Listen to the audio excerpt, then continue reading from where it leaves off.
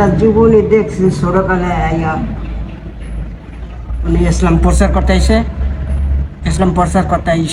থেকে গেছে অনেক বেশি। এখানে রকুল শাহ আসলো খলিফা, হ্যাঁ বাপ আসলো খলিফা, এখানে 12 আনি মাসে আসলো খলিফা, এখন তো সরকার লেগে গেছে। ইয়ামিন বাচ্চার ছেলে লিটু পুত্র, এরা 7 ভাই, কালু শাহ, লালন শাহ, এতিন শাহ, তারপরে ওই যে বাগরাট খানজালি হয় না ভাই, আর ওই আছে কালু শাহ। মানে ওনারা নিয়ম কারণ কি, ওনারা যাকে আসে সালাম ওই বেশি ওই আর কিছু না। আর ওখানে নজরানের দান বাক্স আছে, যে যা যায় পারে ওখানে ফেলাই দিয়ে যায়। ওনার নাম দুধ কুমার খান, উনি বিবাহিত না, অবিবাহিত। মানে একটা গাভী আসলো, ওই গাভীর দুধ খাইতো উনি। মল্লিকনের বংশ, ওই চিকিৎসকের জায়গা নাম বলছে এরাই আছে, এরা তো নাই, দুনিয়া থেকে চলে গেছে।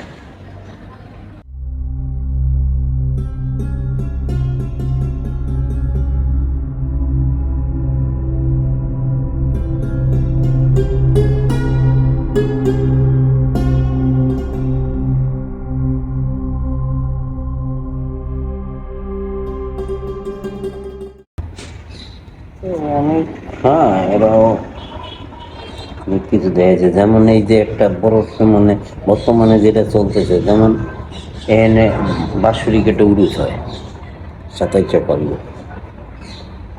কত লোকের টাকা পয়সা দেয়, উনি তো চাইতে যায় না, দেয়টা মনকে দুধ আইনে ঢালিয়ে দিয়ে যাইতেছে বেকার। নিকে ধরে গেছে বলে মরে এনে দেবে দুধ দাও। মাদারীপুর, ফরিদপুর, বরিশাল বিভিন্ন জায়গায় তাইয়া পাদারে মাথা ঠায় এ কি কেউ গাইতে কয় মরুল মরু পাদার মাথা ঠা এইটাই তো এই-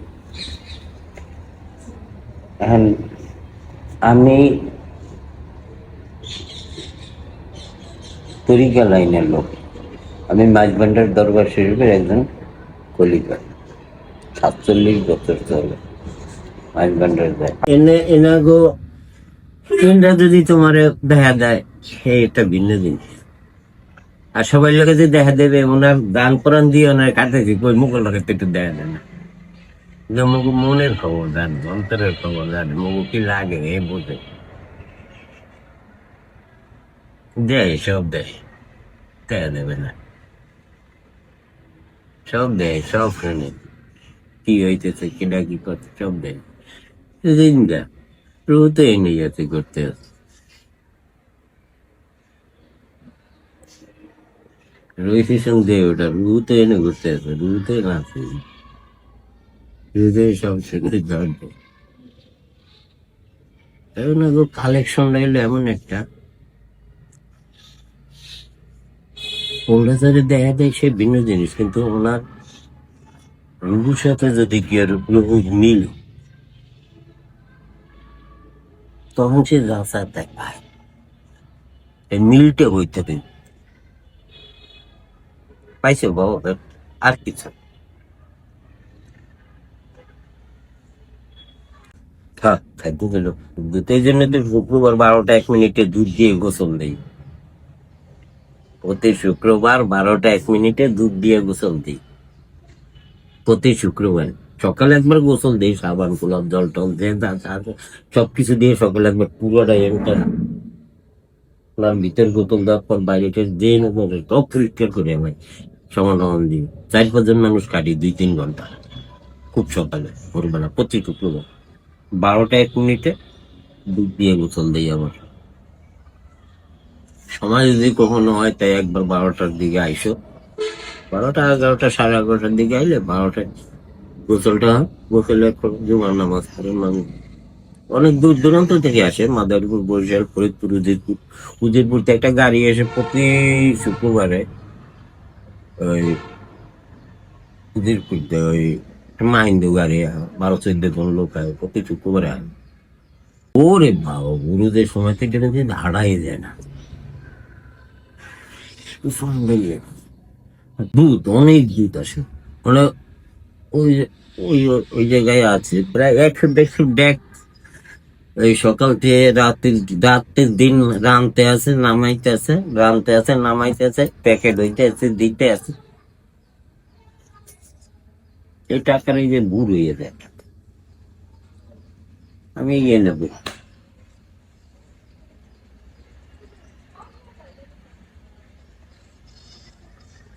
হ্যাঁ এটা এটা অসম্মান করা করিয়ে কেউ খান পারে না, এটাকে ক্ষতিও করে না, কেউ খাদ্য উপকার করতে যায় না। তুমি আমার নামে কলঙ্ক মিথ্যা করো না, অনেকে তো কয় করলে পরে বিপদে পড়ি, এরাই করে না। যেমন উদাহরণস্বরূপ তোমার এই জায়গার একটা জিনিস আছে, সে জিনিস সে জোর করে বা অন্যায়ভাবে চুরি করে লইয়ে গেল, তুমি যদি সঠিকভাবে এর কাছে নালিশ দিতে রো তাহলে ফল পাবা, পাইতে হইবে। আমি তো একদিন একটা পোস্টের চড়ে ওখানে বই হয়ে এটা নালিশ দিছিলাম। কোনো একটা কাঁঠাল গাছ আছে, এই গাছটাই কটা কাঁঠাল হয়েছে, একটা কাঁঠাল উপরে বড় হয়েছে। আমি কাঁঠালটা দেখে কইছিলাম যে বাবা এই কাঁঠালটা শুক্রবারে জুমার দিন যত লোক আসবে সবাই যেন এক লোক দিয়ে খাওয়াই দেয়, খুব অপশন আমি কইছিও না ভাইয়া, কইছি পর যেমন আজ কইছি কাল কাটবো কাঁঠালটা, পরের দিন রাতে কাঁঠালটা পাইল না, লইয়ে গেছে পরে এনে বইয়ে সন্ধ্যা গেলাম। আমার একটা লোকে অনেক খারাপ কথা কইছে, অনেক অনেক খারাপ কথা। এনে বইয়ে বইয়ে বিচার দিলাম যে বাবা আমি যদি তোমার গোলাম হয়ে থাকি আর আমি যদি তোমার কর্ম করিয়ে থাকি, আমি যদি কোনো অন্যায় না করে তোমার দেশের সুবিচার দিয়ে থাকি, তা তুমি এই বিচারটা করবে বাবা। আমি তোমার চরণে হাত দিয়ে কইলাম তুমি বিচারটা করবে বাবা। ঠিকই করছে। 1 বছরের মধ্যে কোথাও কাম করতে হয় না, এনে কাম করতে ঢাকা গেছে, ঢাকা দিয়ে মাইটিন খাইয়েছে। 1 বছর কোথায় কাম করতে হয় না, 1 বছর বলতে।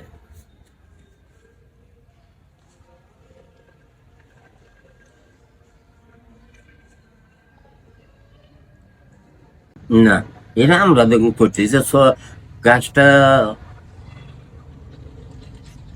উনি পর্দা নেওয়ার পরে বোধ হয় 2-1 বছর পরে বোধ হয় কাইটে ফেলাইছে। আমরা শুনছি মহামেরি 600-700 বছর আগের কথা।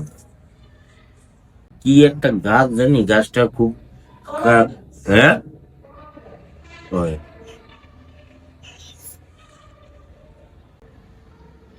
তেমন বলে মাইশের সাথে তুমি কথা বলতে বলতো না।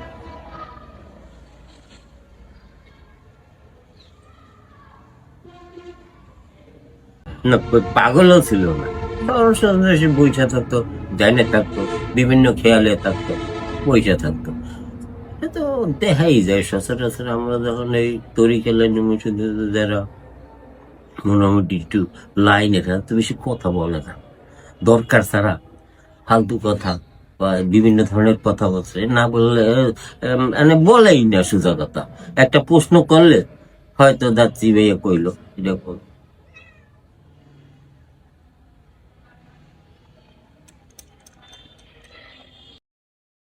360 উঠলে এই দেশে আইসল ইসলাম প্রচার করতে, কিছু ভারতে আছে, কিছু এই দেশে আছে।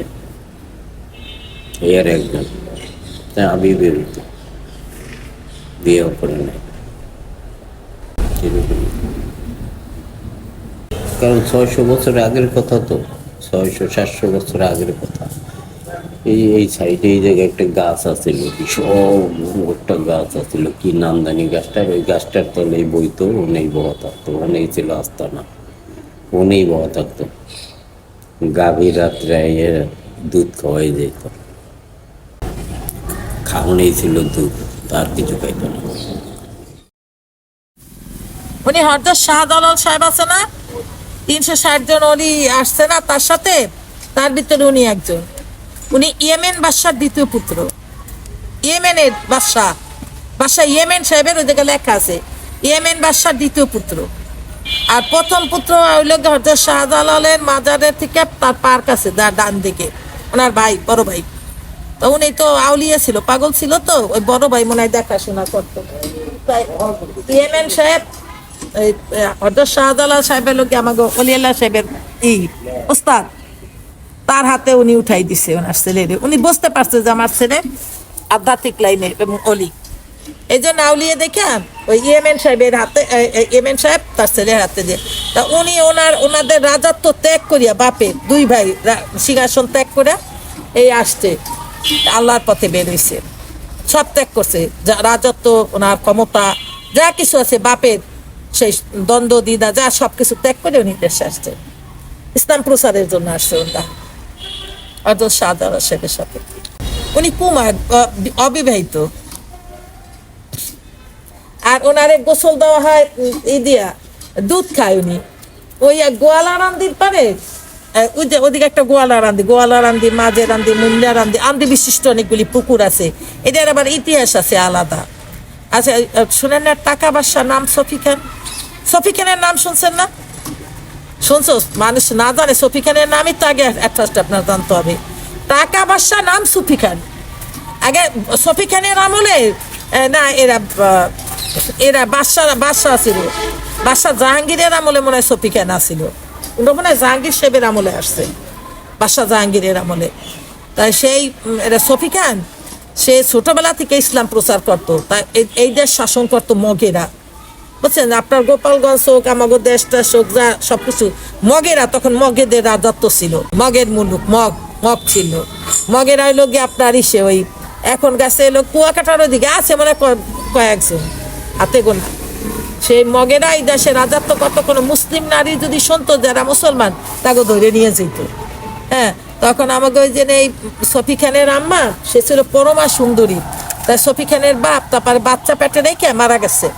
মারা যাওয়ার পরে ওই ওই বাচ্চা হয়েছে পর সফি খানের মা তো আগে তোমার 10-12 বছর বয়সে বিয়ে হইতো, সেরকম হওয়ার পরে এখন ওনারা তো ধরিয়ে নিয়ে গেছে। নিয়ে যাওয়ার পর অনেক সুন্দরী একটা মহিলা ছিল, তখন এই কিতো দাসগিরি করাইতো দাসেরা, বুঝছেন? যেটা আমার এক জার্নালিস্ট এই জিনিসটা বলছে, জাস্ট বরিশালের ইতিহাস পড়লো পাবে তার ভিতরে।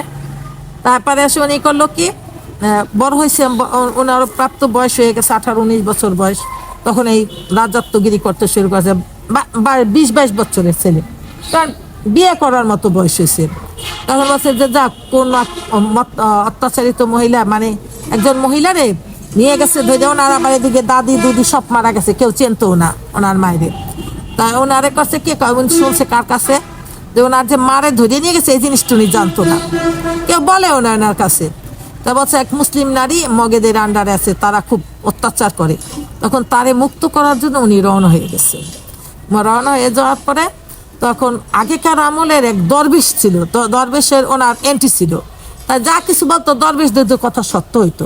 হ্যাঁ, তাই উনি গেল সেই মগের মহিলার উদ্ধার করতে যাইয়া সে মগেরা শর্ত দিল কি, তুমি যদি উদ্ধার করতে হয় তুমি ওকে বিয়ে করতে হইবে, তাহলে তোমার হাতে দেব না। তখন সে বিয়ে করতে রাজি হইল। রাজি হয়েছে পাত্র নিয়ে এলো দেশে। তখন ওই দরবেশ বলছে যে সফি খান, তোর শরীরে পাপ আছে। তা কেমনে? কি পাপ করছি আমি? কাছে তো এসে তুই বাজার থেকে একবারে সরিষার তেল আই না, চুলার উপরে বসা, উনানের উপরে বসাইলে দেখবি তোর শরীরে যদি ঠোস পড়ে তাহলে মনে করবি তোর শরীরে পাপ আছে, যদি ঠোস না পড়ে তাহলে মনে করবি পাপ নেই। আচ্ছা ঠিক আছে, মানে একটু পাতাইলে টাইপের ছিল একবার। তাই গিয়া নিয়ে আইসে তেল আইনা দরবেশের কথা মতো উনুনে চড়াইছে পরে পিঠের টোসটা পড়া হয়েছে। আর চিত্ত আসরু গেছে, আসে দরবেশের পায়ে জড়াই ধরছে যে ক ভাই দরবেশ ভাই কি হয়েছে, সত্য হইলে কে এবি, তো এন্টি হইলে কে এবি, তার কাছে জানতে চাইছে তথ্য। জানার পরে তখন কয়েছে তুই আত্মহত্যা করবি না তো? কাকি না, মানুষ কিন্তু না জানি না বিষও খায়। হ্যাঁ, তা আত্মহত্যা করবে না? কাকি যে না, বুঝিস কিন্তু কাকে হ। তারপর কাকি শোন, ওই যে মহিলার যে বিয়ে করে আনছিস না, ওই মহিলা তোর মা হয়। হ্যাঁ, তো আপনি কোন কি হ, তোর আম্মা হয়। দরবেশ তুমি বলে দিছে। বলার পরে তখন বলছে কি একাকে, তাহলে এইটার বিকল্প কি আছে, কিভাবে আমি বাঁচতে পারি, আমি তো না জানিয়া জিনিসটা করছি। কাকি তুই বাঁচতে পারবি, এক একটা মসজিদ করবি আর এক একটা দিঘি করবি, যারা ওই দিঘিতে গোসল করবে, উজু করবে আর মসজিদে নামাজ পড়বে, তোর পাপ মোচন হয়ে যাবে। তো সফি খানের আমলে এই আল্লাহর মসজিদ, আমাকে সাতরারি জামে মসজিদ, এই যত মসজিদ ওই যে আইসে মামায় ই বিশিষ্ট মসজিদ গুলা, বুঝছেন, ওই পুকুর বিশিষ্ট আল্লাহর মসজিদের সামনে একটা দিকে দেখবেন। তারপর গোয়ালা রান্দি, মাঝে রান্দি, মুল্লা রান্দি, মুন্না রান্দি, আন্দি বিশিষ্ট পুকুরে প্রত্যেকটা পুকুর সোজা সোজা এক একটা মসজিদ আছে, প্রত্যেকটা পুকুর সোজা। এত পুকুরগুলি ভরাট হয়ে গেছে কিনা ওদিকে। তারপরে ওই এগুলা আসে, ওই যে দুর্গাসাগর নাম শুনছেন না? এইসব জিনিস উনি করছে, বড় বড় দিঘি, বড় বড় লেক টেক, এই সব সফি খানের আমলের করা। মানে ওনারা আসছে বাদশাহ জাহাঙ্গীর শাহ আমলে, খুব সম্ভব জাহাঙ্গীর শাহ আমলে আসছেন হযরত শাহজালালের সাথে ইসলাম প্রচার করার জন্য। 360 জন অলি, এর ভিতরে আপনার এটা আউলিয়া ছিল, উনি ছিলেন আউলিয়া। তারপরে গাজী কালু ছিলেন আউলিয়া। তারপরে এটা ছিল আপনার ওই কি জানি, ওই শাহপরান, তখন না শাহ সুলতান এবং কল্লা শাহ ছিলেন, একজনের নাম শুনছি। নাসিরউদ্দিন সিপাহসালার সাথে ছিল আপনার 110 জন। নাসিরউদ্দিন সিপাহসালার নাম শুনছেন? রালবান ওনারে মাটি দিতে কইছে, সবাই কয় উত্তর দক্ষিণ, ওরা কবর ঘুরে পূর্ব পশ্চিম গেছে। আমি যাই না, আমি যাবো অবশ্য, আল্লাহ যদি নেয়। অনেক অলৌকিক ঘটনা প্রকাশিত হয়েছে, মানে সব অলিদের মাধ্যমে, বুঝছেন। ওনারা হলো ধর্মযাজক, ইসলাম প্রচারক। উনি ইয়েমেন বাদশার দ্বিতীয় পুত্র। ইসলাম প্রচারের জন্য এদেশে ওনারা আসছেন। হযরত শাহজালাল সাহেব ওনার উস্তাদ ছিলেন, উনি ওলি।